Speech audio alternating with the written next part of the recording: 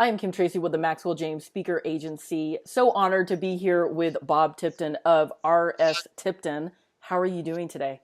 Doing great, Kim. Good morning. Good morning. I'm going to have you dive right into this first topic. It is called creeping meatballism. Yeah. Well, with a nod to a friend, mentor, former business partner, a guy named Glen Metelmann. Glenn, if you're listening, thank you. I still remember our conversations, and I appreciate it so much.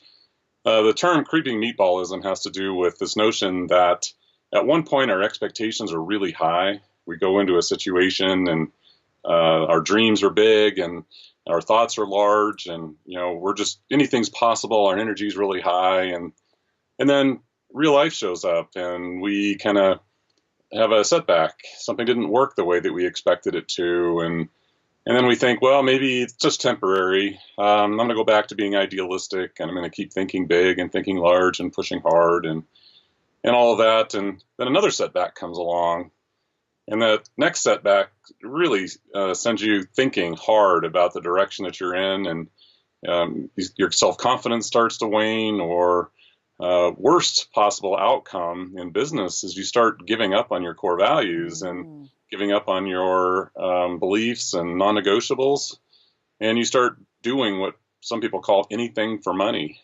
You start accepting less than kind of assignments. You start picking clients or speaking opportunities that don't fit. And pretty soon it starts to feel like instead of looking for fine USDA grade choice cuts of steak, you're now satisfied with meatballs. And that's where the thought comes in, is this notion of creeping meatballism just starts to show up in your daily life.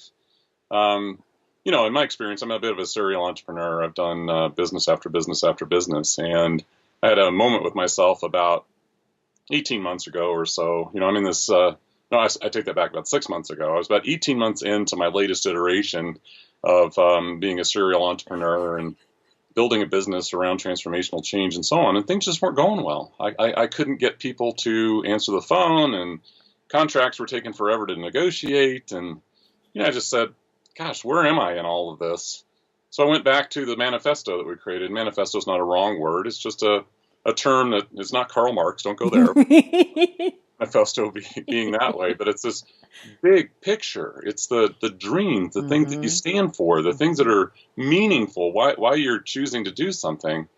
Well, in this iteration, I went and built a manifesto, and so this moment I had with myself about 6 months ago, I hauled it back out again and said, does this still apply? Does this still make sense? And rather than having a self-confidence problem, what I reminded myself was to be kind to myself.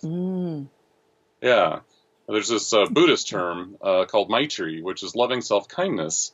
And when things get hard, rather than questioning your vision, questioning your non-negotiables, maybe question how you're treating yourself. Yeah, isn't that an interesting way to think about it? So that's when Glenn and his notion, he coined the term, I didn't, this notion of creeping meatballism.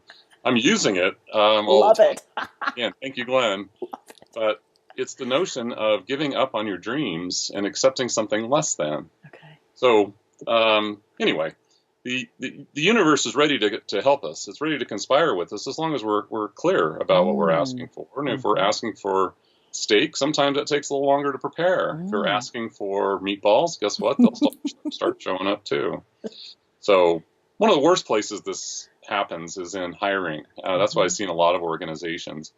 So you have this big picture, again, the dream for your organization, the stuff that you want to do, and you start attracting candidates that fit that. And you grow, and people keep coming in, and then pretty soon there aren't the number of candidates available anymore that fit your criteria. They're harder and harder to find. And there's this intersection point where it is, do we stop growing because we don't have the right candidates available to us? Or do we accept less than and continue to grow, again, maybe doing this anything for money idea? And I see this as the beginning of the end for many organizations. They're willing to accept candidates that don't fit their criteria. So when we're looking at the world of transformational change, and I can't help but look at the world through the lens of transformational change, the thing that keeps us moving forward is our vision. It's our values. It's our mission. It's the thing that gets us up in the morning and causes us to think deeply. The thing that pulls us off track has to do with giving up on that vision. And one of the places that shows up is accepting meatballs in terms of opportunities or potential teammates or employees. So that's where the term comes from. That is fantastic. If you would like to bring Bob Tipton in for an amazing keynote, workshop, or seminar, please contact me, Kim Tracy, through maxwelljames.net. Thank you so much for doing this. Oh, thanks, Kim.